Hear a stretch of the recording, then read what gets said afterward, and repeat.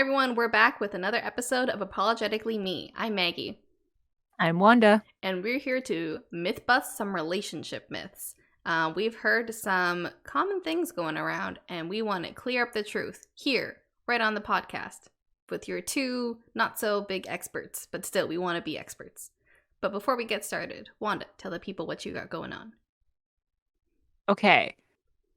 So I guess I will split my update kind of into a beef and kind of into an update because that way I don't have to think of anything else. Okay, so update, more of a question for the listeners. When you go to the bathroom, and you're sitting down on a toilet, where do you keep your pants? What? You... Like when you sit down on a toilet and you take off your pants, at what point do you stop taking them off? Like, where do they rest as you're going to the bathroom? Am I at home or in public? Does the answer change depending on, okay, both. Like, where would they be in both scenarios? At home, I don't know. If it's like a long bathroom, then I'm just gonna like let it all fall to the ground, like for comfort. Okay. But if I'm in public, then like don't touch the ground. Yeah, I agree with that. I don't know if it's different maybe for guys than it is for girls because I personally just never let it touch the ground. It makes me uncomfortable when my pants are that far away from me. I don't know why, but going to the bathroom is a very vulnerable thing, and I don't want to be away from my pants for that long because a lot of the stalls in North America have like a giant gap underneath where you can look at people's feet. Right? So I don't want anyone to ever look underneath and see my underwear or my pants or my bare legs. Like, that just seems very unfortunate. Anyways, the whole point of this was so Jordan apparently at home likes to just put it all down, like pants to ankles, going to the bathroom. And I was like, huh, like I don't do that. And I was like, do you do that in public too? And he's like, yes, I do that in public if I'm on the toilet, not at a urinal, only on the toilet. And I'm like, that's so weird though. Like, what if like when people look underneath and like see your pants around your ankles? Like, what if your coworker sees that? And it's just like, it's just so intimate. I don't know. Like, it feels uncomfortable for me, I guess. And then he was like, well, maybe you should ask other people this question. I think it's hilarious that you have to specify not at the urinal. Imagine someone He was like, specified. it's so funny. Yeah, why does he want his pants to touch the ground? I don't know. He apparently it's like maximum comfort. He can spread his legs as far as he wants. Like, it's just like enjoyable. To the urinal comment, I actually do. There was a rumor going around at workplace I used to work at, and there was this manager who apparently would pull his pants down when he got to a urinal, and he would wear white tighty whities. Um, I don't know if it was true because I never went into the male like bathroom and took a look, but that was the rumor that was going around. Weird rumor, but yeah. I don't know anything about male bathroom etiquette, but to me it sounds like one, you shouldn't do that, I guess, and two, maybe don't spread rumors about people's underwear. Because even if you saw it, like, you're gonna keep it to yourself. You're not gonna be like, oh my god, my manager has tighty whities. Yeah, I guess it was just the talk of the town. Nothing really went on during that job, so I guess anything and everything was news. Anyways, what's your update for this week? Well, because we released this episode kind of like a week later, this week we've had a big snowstorm. My boyfriend stayed over Sunday night, and we were looking at the weather, and he was like, it says it's gonna snow about 20 centimeters. Do you think I should go home? And I was like, well, up to you. I personally don't love driving in the snow, but you seem to be okay with it, so I'll leave it to you. And he was like, it should be okay. I'll leave in the morning. The morning comes. We try to step out at 9 a.m.-ish, 10 a.m.-ish, and the snow went almost up to my kneecaps. And it was crazy high. he was completely blocked in. My mom saw us leaving through the front door through the camera, and she called me and she was like, no, Nick cannot leave. I had to get 6 people to help push me get out of the driveway today. And my mom drives like a SUV. And it was just like that bad. They didn't get around to the streets until sometime after 1 a.m. Yeah, we were checking like all night long because Nick was like, I have to take a day off work now. I have nothing to do. But yeah, so guys, this is a PSA. Check for snowfall. If it's snowing, go home. This is one of the funniest things I've heard in a while.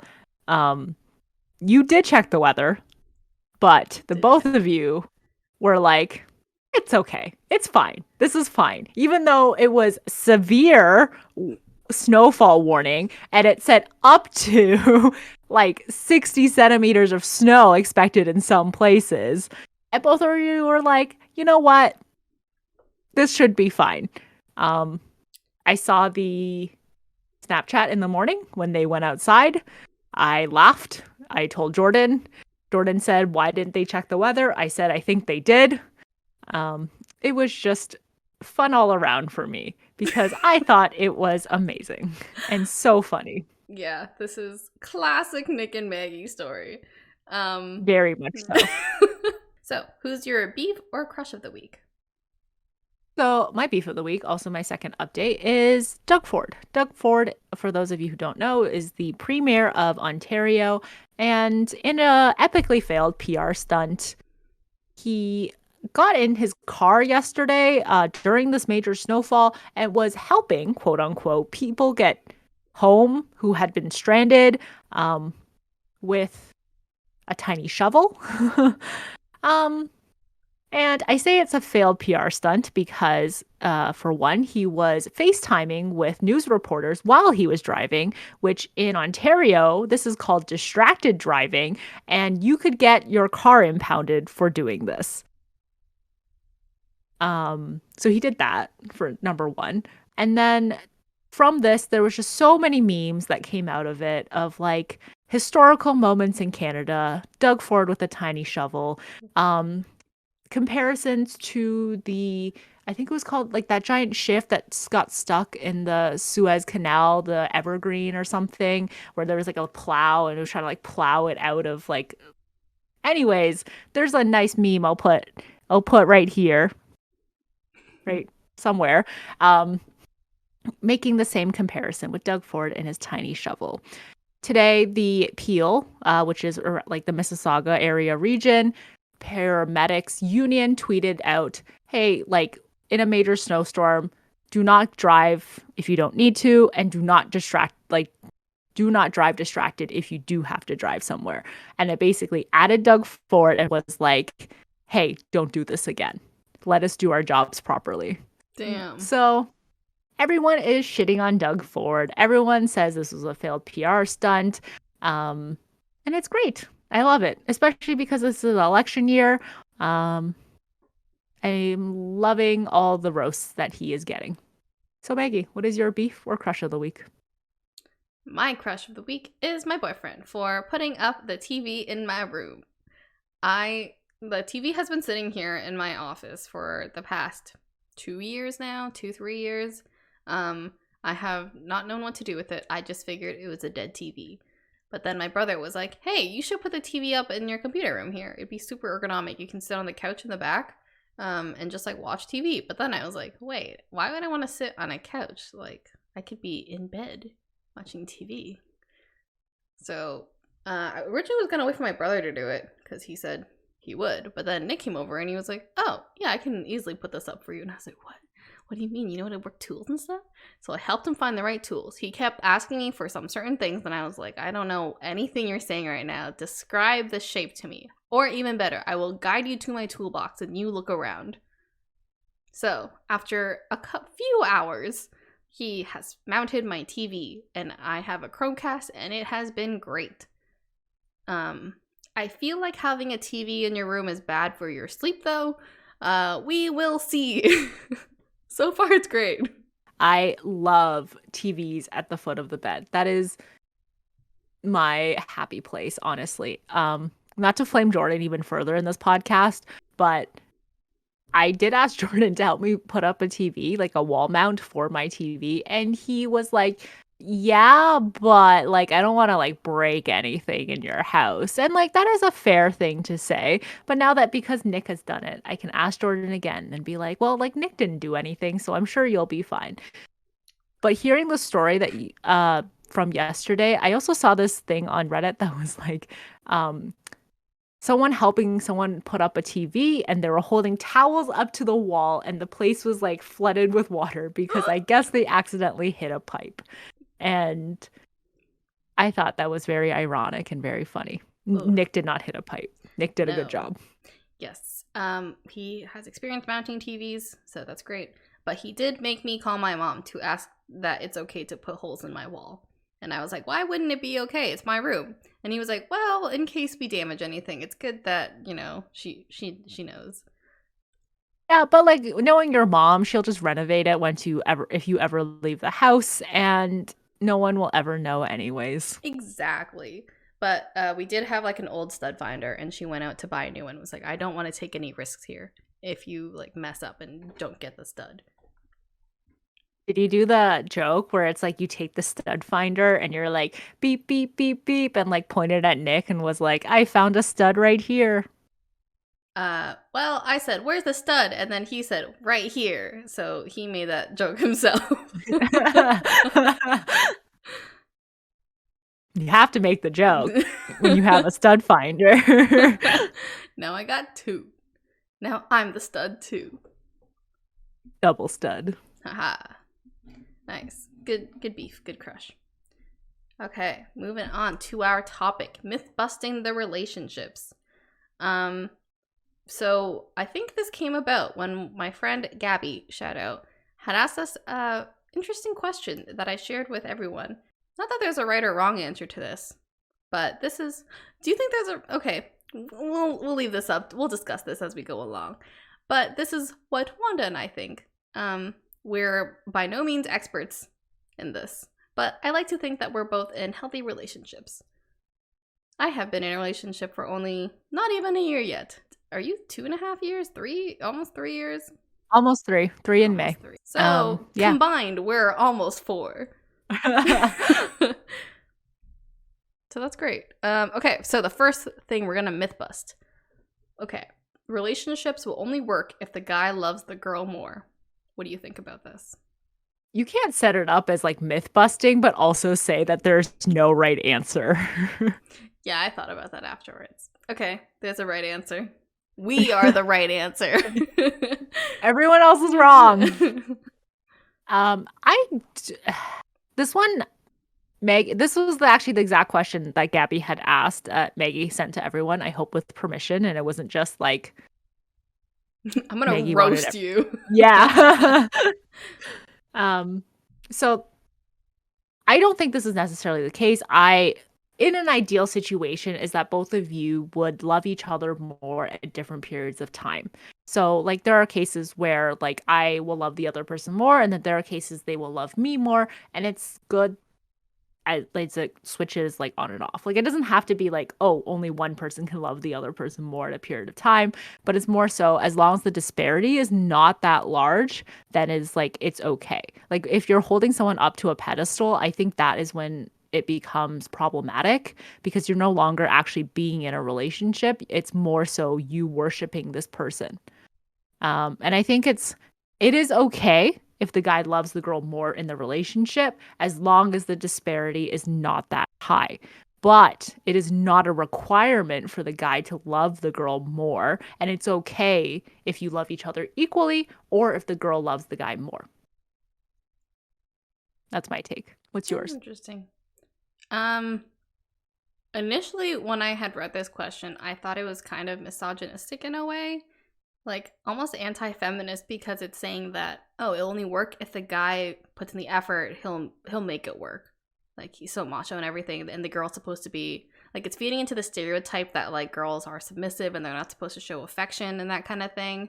And I personally did not like that because I don't think there's anything wrong with girls showing more affection or like, I don't know, however which way it works. But I think it's a bad mentality to go into a relationship trying to be like, oh, I will only date him if he likes me more. And then it's like, do you even like him at all then? Like, are you doing this for your own vanity or do you genuinely like them? So I think it's good to. Yeah, I think you brought up a really good point that it's okay if one person likes the other one more for a little bit, but then at some point you gotta equally like each other. Or how can you really measure how someone loves each other more, right? Like you don't know how you're gonna measure that. But either way, don't go into it thinking he has to love me more. So I think this is where like love language comes back into play because it's yes, it is very difficult to measure like who loves who more because it's not like a scale of like 1 to 5. It's more complicated than that. And like other people show affection and love in different ways. So just because they're not buying you flowers every single day, it does not mean they love you any less than someone who does buy you flowers every single day. Um I was this person, like I was this girl who was like, I can only be in a relationship if I know I always have the upper hand, which is not a good thing to go into a relationship with because I was always like, well, they're not going to break up with me as long as I have the upper hand in the relationship. I know they love me more. So if I need to like cut loose this relationship, like I know I'm going to be the one to do it. I think it was also like a thing to like not get hurt. Like it was like a wall that I had up that if I knew the guy loved me more, I know I wouldn't get hurt in that relationship. Oh, I have since changed. nice. We love growth. Yeah. I think it's a very common like myth because I asked my mom this too and she agrees that relationships can only work if the guy likes you more. Um to which I think no, my mom is wrong. Even though she's been married for 25 something years. And look how it turned out. Yeah, exactly. JK mom. But yeah, I remember reading somewhere that Channing Tatum and his ex-wife had asked each other every day, like on a scale of 1 to 10, how much do you love me? And they'd answer honestly, like, I love you at an 8 today. I love you at a 9 today. And imagine you're going through divorce and it just keeps going lower and lower. I love you at a 3. I love you at a 2. Or you feel a little insecure that maybe that's what it is too. It's like all insecurity that you're like, oh, I don't want to like show emotion that I like the other person more. I gotta hide it. But I think like relationship doesn't work if you're not going to be vulnerable. Yeah, I think that's very true. Anyways, this doesn't actually have to necessarily be a myth, but for us, well, for me personally, it is the cuddling to go to sleep thing that we often see in movies. That is so, so romantic. Maggie, how do you feel about this? I personally like the idea of this because, yeah, you're right. It's from all the movies that I'm like, oh yeah, we should cuddle to sleep. Originally we do start off cuddling, but then quickly within 5 minutes we're like, no, I gotta leave. I was telling Wanda that usually it's Nick who pulls away because he says I'm a furnace at night, and I think I was cuddling him, and then I was still awake too, and he was like, no, and he's like pulling his arm away from under me. He's like, I gotta go, I'm sorry, and he just moved to his side of the bed. So maybe starting off is okay, but if you're gonna have a quality sleep, I think you both cannot be touching each other and you kind of need your own space. Yes, I very much agree with this. I have heard that for some people that they do like cuddling and going to sleep that way and they're okay with like touching the entire night.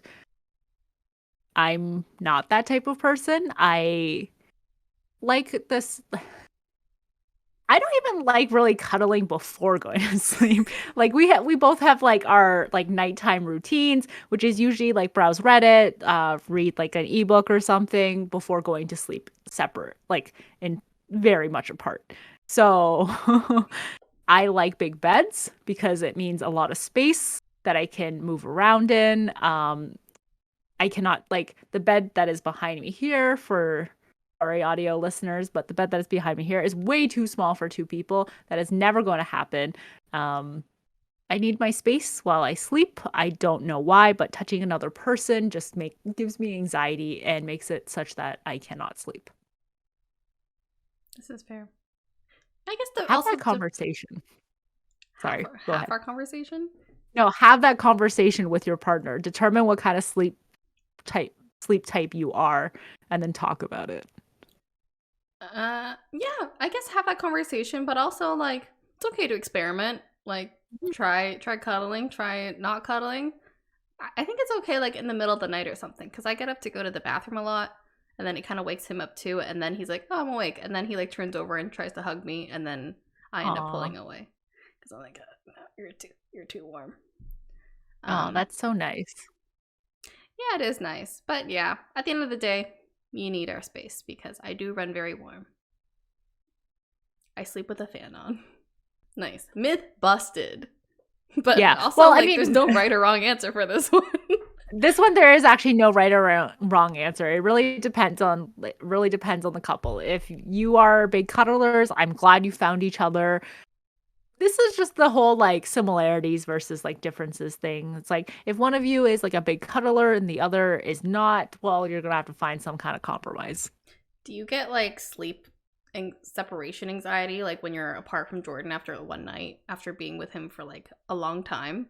Like, oh man, I miss him. Wish he was sleeping in my bed. Yeah. Yeah. Even though you don't cuddle, you still get that.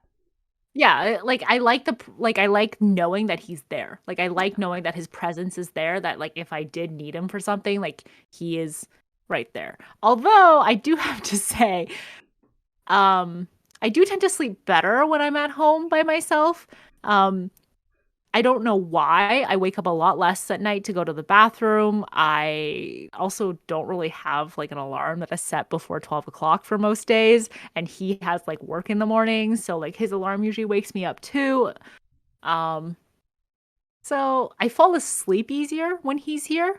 But I don't know if my quality of sleep is better when he's here. Yeah, I empathize with that. I think after our trip, I woke up like the first night and was like, whoa, where's Nick? Why is my bed so empty? Aw, that's sweet. Yeah, but I see what you mean. I think my quality of sleep is better.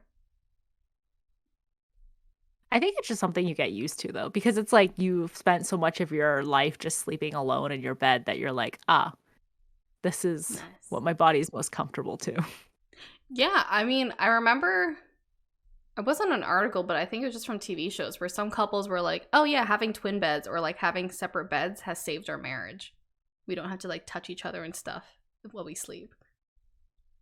I have this weird like thing in my head that like, my thing is that if you sleep in separate rooms, you are itching for a divorce. If you sleep in separate beds, you are itching for a divorce. If you sleep with separate duvets, not for like, oh, because one duvet is like too small or anything, just like it's a big enough duvet, but you use separate like duvets, you are itching for a divorce. And I know that this is so bad, but like I don't know why, like I always think that. Like I don't like it's just always in the back of my head. I'm like, "Oh my god, we're going to break up because you use the separate duvet or you want to sleep in a separate bed." But now it's like every single time that his alarm goes off in the morning, I'm like, "Wow, I wish I was in another room and couldn't hear this right now."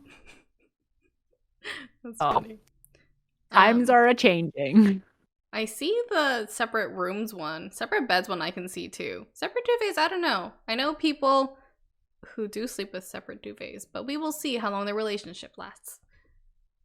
Yeah, I'm a duvet stealer. I'm a blanket stealer apparently, so is he. Oh no. so it's like this one might have to change, but like I get it. I do get like I get the whole like sleeping in separate beds thing. It makes sense. I get the whole like sometimes sleeping in different rooms thing also makes sense, but like maybe childhood trauma. Yikes. Nothing bad. You just said trauma. Nothing bad though. Nice. Okay, third myth or sort of myth. Yeah. Girls should play hard to get, or else the guy will look elsewhere. What are your thoughts on this? Blah, dumb. Um, I get it. Like, it's what all rom-coms have taught us, that the girl needs to play hard to get, can't show too much affection from the beginning. Um, but once again, I think it's kind of reinforcing bad stereotypes for everyone. Like for the girls, it's like you need to be submissive, like you need to you can't show too much attention, you can't like let him know that you like him or anything, be mysterious, be coy. And then the guy has to put in all the work kind of thing. Like guy gets to dictate the relationship, guy gets to control you, and it kind of makes consent blurry there. Like if the girl is playing hard to get and she's saying, no, I don't want to, but then she gets mad if you don't do it, and the guy is like getting mixed signals and he's like, do I go for it? No, yes. You're saying no, but I think he means yes. So I personally don't like that. I know there's mind games to it at the beginning. I know there's flirting and stuff. But all in all, I think when you're in a relationship, you cannot play hard to get if you are dating. I think there's like a little merit in maybe like trying to keep it exciting or whatever, but like nothing in the sense of like playing like I don't know, playing with emotions kind of thing. And like I think you are right. In like cases like this, it ends up just being the girl probably likes the guy way more than the guy likes the girl. So the girl's trying to play hard to get because I don't know, the guy is not showing her the affection that she wants maybe, or I don't know. This one's like I don't even know what to say about it because it's like you should not. I think you should keep like do things to keep like the excitement alive, but I don't think you should be playing hard to get, actively manipulating someone else. Yeah. I will say that in the past, when I would just like casually date people, that I would try to play hard to get kind of thing, like wait for the text messages to come in and then wait like the exact amount of time that they took to reply to me. Like if they took 2 hours, then I will take 3 hours to reply. Like that kind of thing. But with Nick, I think I was very straightforward. I just replied instantly. I asked him out first. That kind of thing. And I think it worked out for us in the end.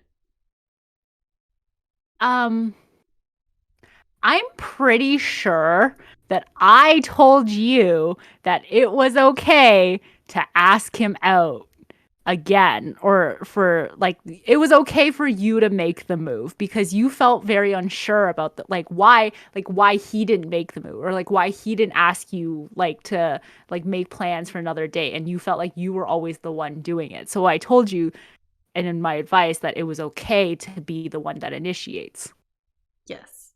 I stole this from Wanda. Wanda was not involved at all. I did everything. No, JK.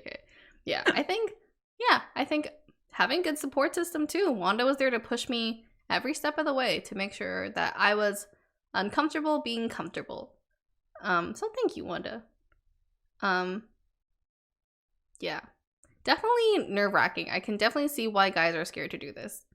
Because as a girl, I didn't feel great doing it.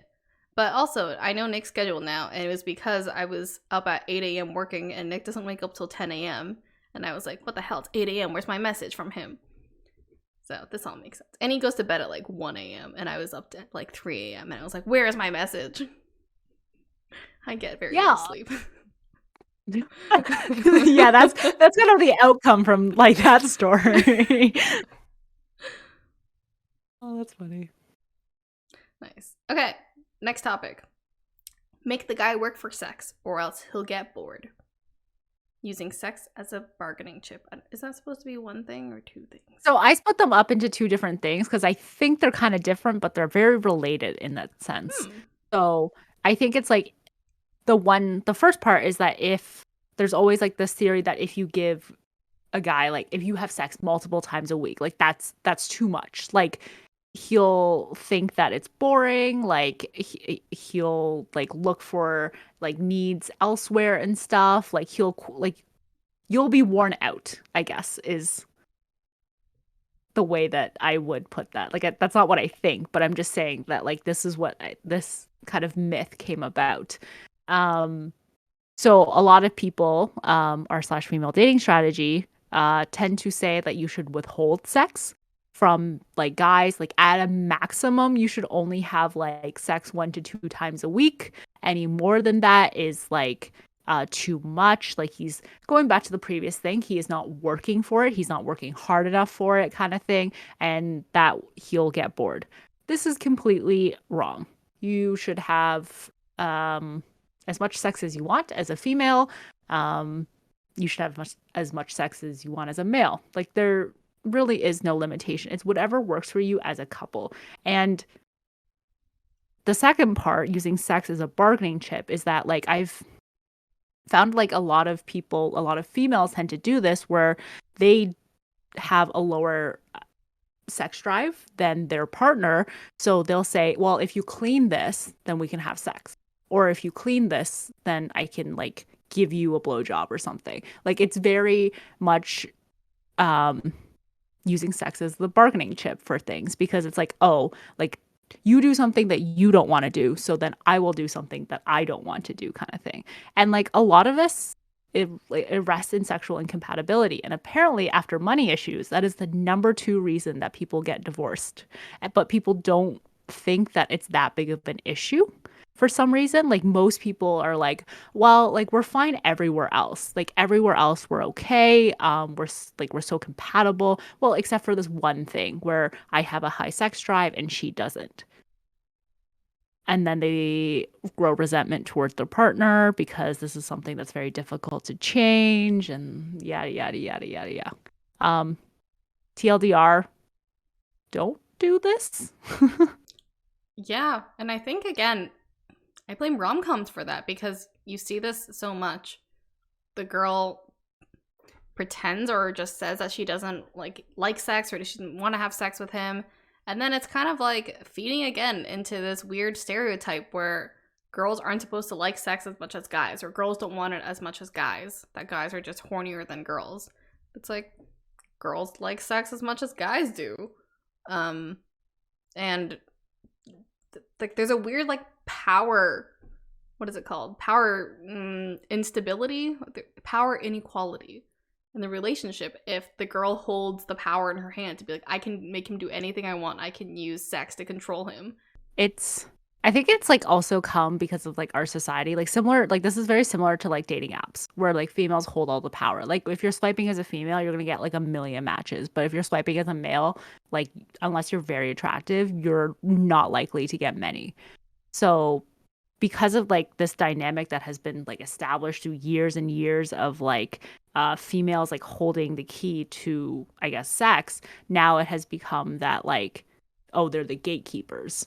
So they can decide when and where like sex will happen, kind of thing. And also like in some ways it is like misogynistic, and then but in other ways it's also kind of like unfair to guys as well. Yeah, unfair to both genders. Like this doesn't help anyone. I mean, not both genders, all genders. Yes. Yeah, that'd be tough. Imagine like a person was just starting off dating and they were like, I'm gonna withhold sex. I want to have sex so bad, but I'm gonna withhold it. And yet the guy wants it too. And then both people are just like, I want to have sex, but I gotta be cool. Oh yeah, you can't be afraid to not be cool. You gotta know that you're gonna be not cool in a relationship. Yeah, so you're talking about the entire Mormon religion. Yes. How do you feel about the guy paying for everything? There's 2 wolves inside me. One wolf loves this. The second wolf is a feminist and says no. I mean, okay, all in all, so far, all these relationship myths sound like it sucks to be the guy. I think it's dumb to make the guy pay for everything because eventually isn't the goal to like settle down with this person? I mean, long-term objective, like you want to settle down with someone. How can you settle down with someone if you are eating into his pockets every time and he's so poor because he has no money because of your dates?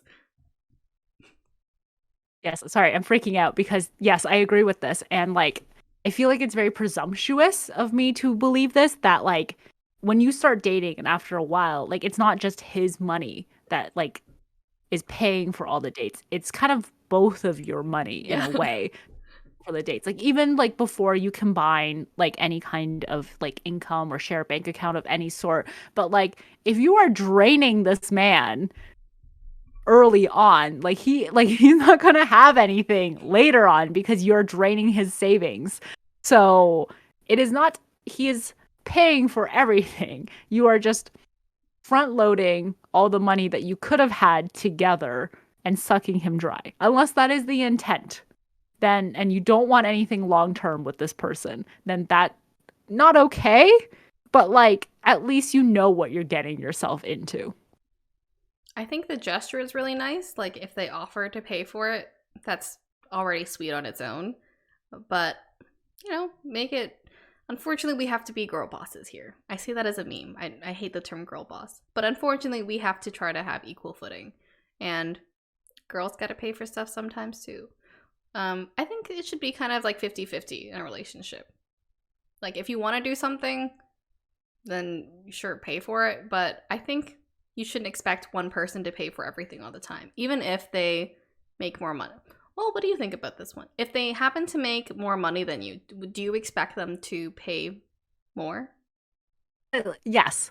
So like Jordan makes significantly more money than I do currently, as I am a broke ass student who is living on handouts. No, I'm kidding. But he makes significantly more money than I do. So it's like I still do pay, but I do pay at a smaller percentage than he does. So it'd be like 60-40, or like it'd still be like kind of fair, but in the sense of like he does pay slightly more at times because he does make like a little bit more now. But so in the instances that I did make more than him, or like I did have like a job that was paying me like a good amount, like we were mostly 50-50 then. I retract my statement. I agree with what you said. When you put it like that, yeah. When you literally do not have a proper income coming in, there's no way you can play 50-50. But maybe it's a good thing to discuss that before even like paying for stuff. Yeah, I think it's good to have that conversation about money. Just decide like who's gonna pay for it, or like go Dutch. See if like you guys can pay for your own things. Yeah. Number one thing that leads to divorce, money issues. Yeah. So be open with money. What about like on a first date? Like who do you think, is there like an expectation of who pays on the first date? I think it's whoever asks the person out. But it's okay, so it's whoever asks the person out to the date, but also I think it's nice if the guy pays first. Yeah. Wow. I'm sorry. Hashtag I know it like not girl boss. I know it went backwards to everything I said, but it's like a nice gesture if he pays first. But that means if there's a second date, then honey, you've got a storm coming. You gotta pay. I think oh, yeah. That is fair. Yeah. Yes. No, I think that's fair. If he pays for the first one, you pay for the second one. Yeah, I think it's fair. I think the first time I bought Nick something was when we were at like a Tim Hortons drive-thru, and I bought him a tea, and he was so appreciative. He was like, "Oh my god, no one has ever done this for me before. Thank you so much." And he just kept thanking me, and I was like, "Holy crap, it's a $2 tea." This poor man. This poor man has been so abused.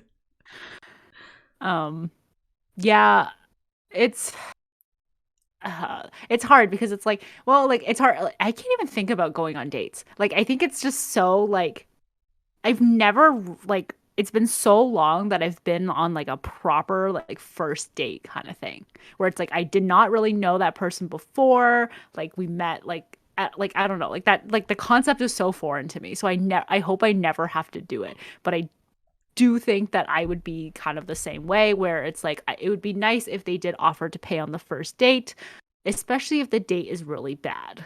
Actually, no. If the date is really bad, I won't even give them the satisfaction of like paying. I will go Dutch on it. We will each pay for our own meals because I'm not paying for your meal and I don't want you to ever talk to me again. So I'm going to pay for my meal.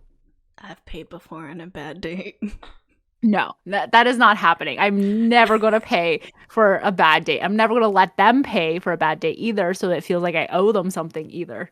So, if it's a good date, I will maybe let them pay and then pay for the second date because I know there's a second date coming. But then if it's a bad date, then we go Dutch. Nice. Add all the guys, if I ever date in the future, take this as a sign.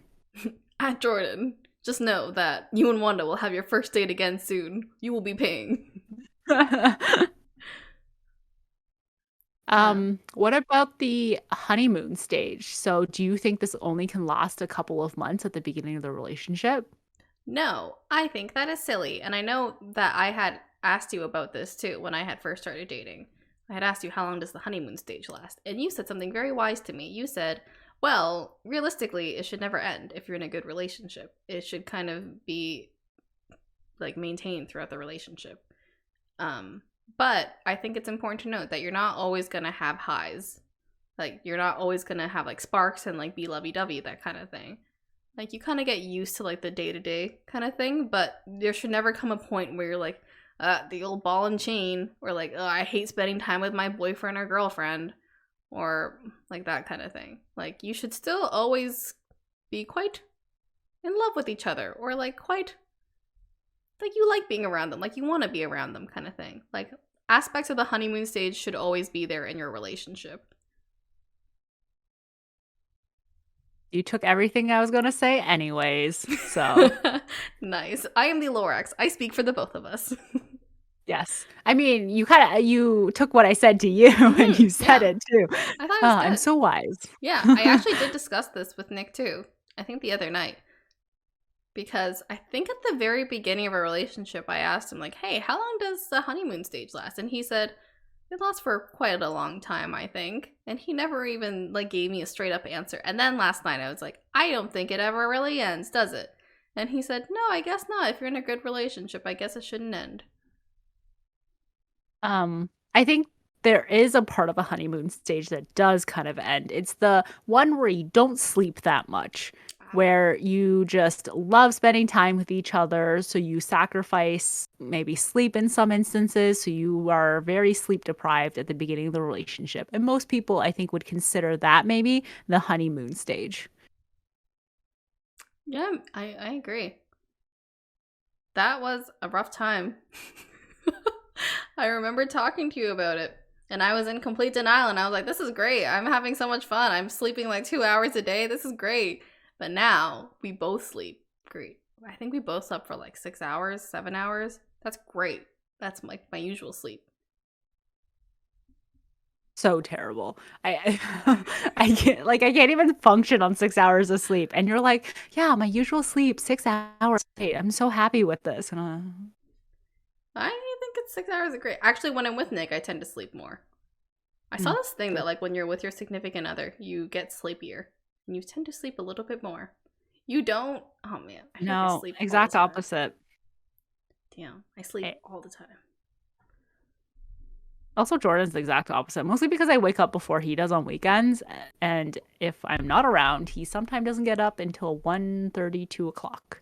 So both of us, less sleep together. Nice. I will stay in bed until he wakes up. I just stay in bed anyways. I respect that. So this one is a good relationship doesn't require work. A good relationship should just happen naturally. What are your thoughts on this? Actually, I think yes and no. I don't think it should be that difficult. Like, you shouldn't have so much drama every single day, and you shouldn't have like a million problems every single day that you're trying to solve. But I do think it's like a mix of both. Like, it should happen kind of naturally. Like, you should have good chemistry. You should have like same values and personalities kind of thing. But also, like, you can't drop everything when a fight happens.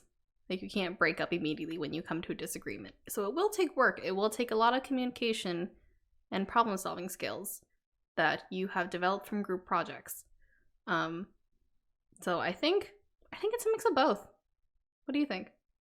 Yeah, I agree with that. I think it should, yes, certain things in the relationship should be easy. Like you should not be fighting tooth and nail for certain things.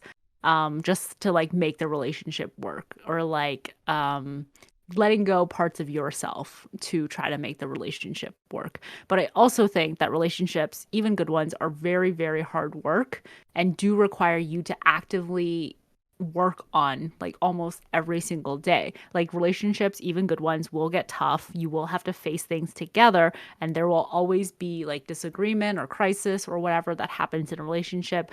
And like a true good relationship is that you will work on things together and constantly want the other person, want what's best for the other person, and want what's best for your relationship.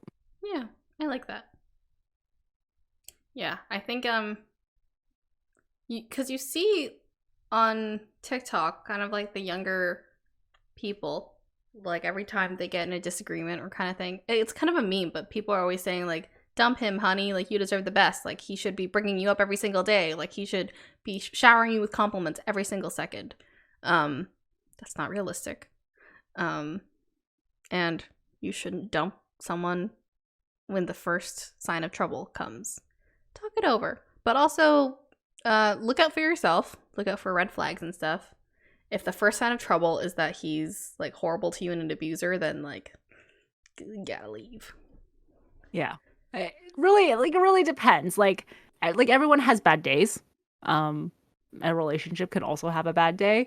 But yeah, if someone hits you, that is not something you can work through. That is out the door. Yeah. Okay. Now, last one. If you're in a happy relationship, you will not find other people attractive. What do you think?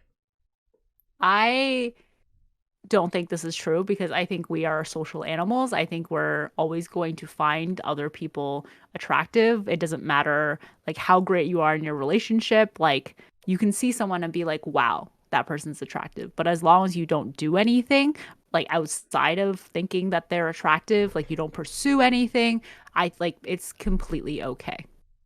I agree with you on everything you said.